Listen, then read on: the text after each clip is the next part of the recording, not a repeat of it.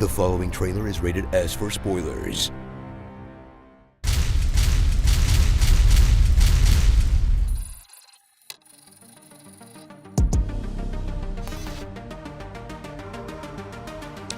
Remember Stranger Things? The show that started when Obama was president?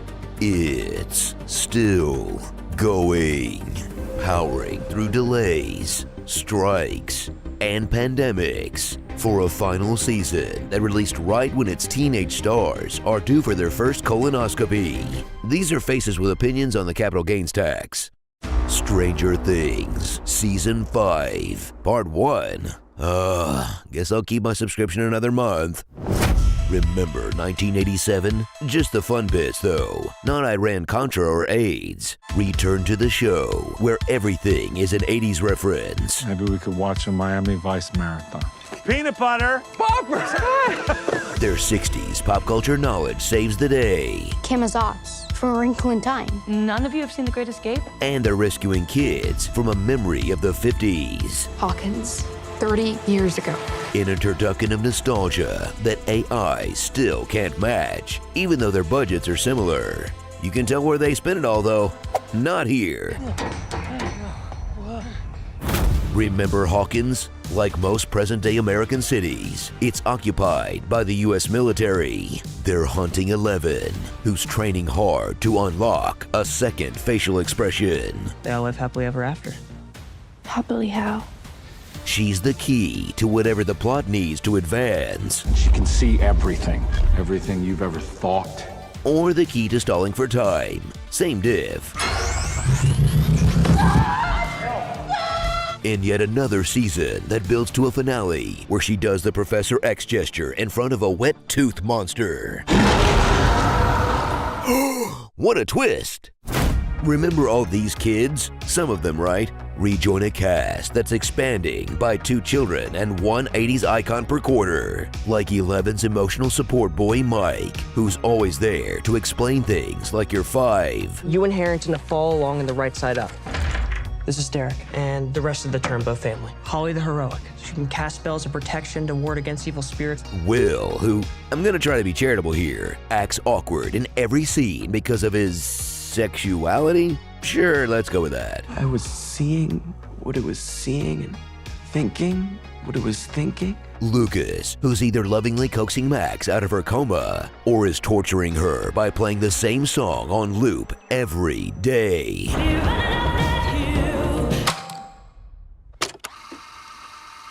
Robin, a professional bad influence. You got an antenna in your head, goddammit, we may as well use it.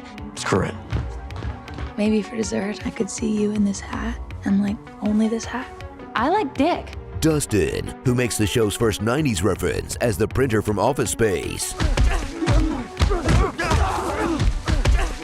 Steve, Jonathan, and Nancy, whose love triangle is so old, Jake Paul wants to fight it. What is it about your presence that brings out their inner Neanderthal? And Erica, the smart but secretly evil one, who would fit right in on the Cosby Show for lots of reasons.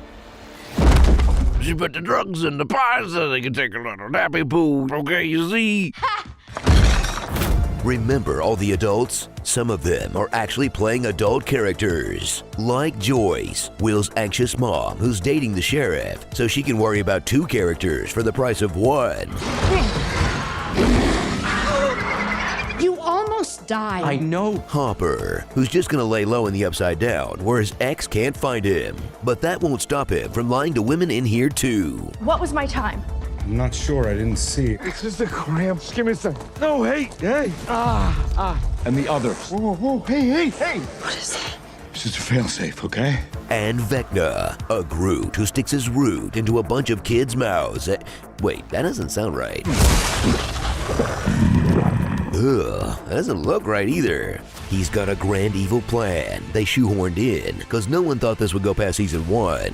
Where, now I'm just spitballing here, he's building a wormhole to summon a kaiju in the finale that gets defeated by the power of friendship. It's just a hunch.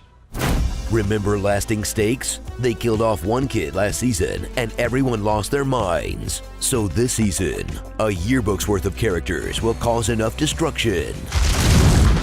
Kidnappings, and extrajudicial murders I'd kill 1,000 guys like you. Protect the one person that I love. to justify thinning the herd by at least one or two of them.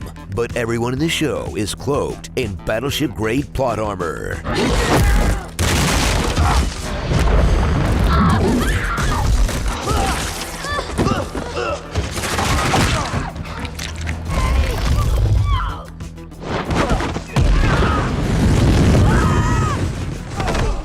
Remember, if they've got a name, they're not fair game. If the character's nameless, death is painless. So try to remember more innocent times and take a second or third last trip to the Upside Down for a season full of weirdly complex reveals. I was Vecna, but inside Derek's mind. Not surprising surprises. Mr. Whatsit is not who he says he is, okay? He is lying to you. And constant exposition dumps, since Netflix knows you're barely looking at the screen. I spied on Vecna and tapped back into the hive mind, and we found out that Holly was just the beginning.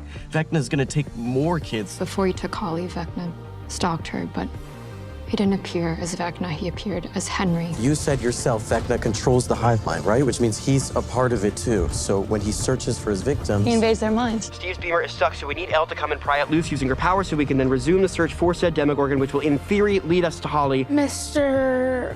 What's it? His real name is Henry. AKA Vecna. AKA 1. That's too many names. Must not check phone.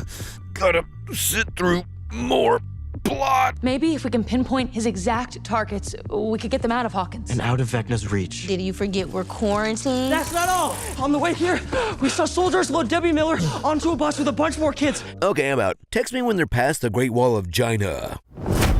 Starring God dang it, Bobby.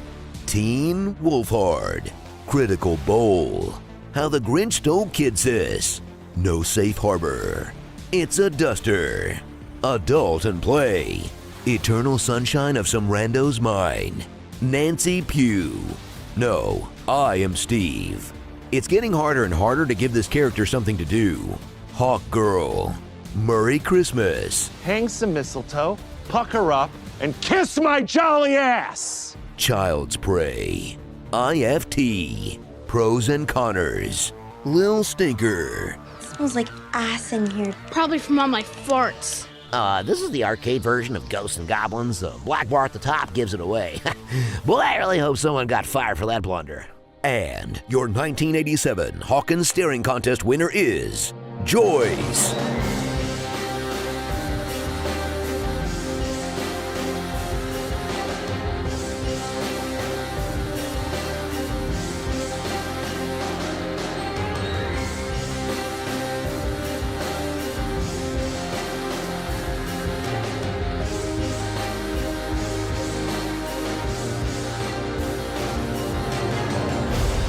Grown-ups.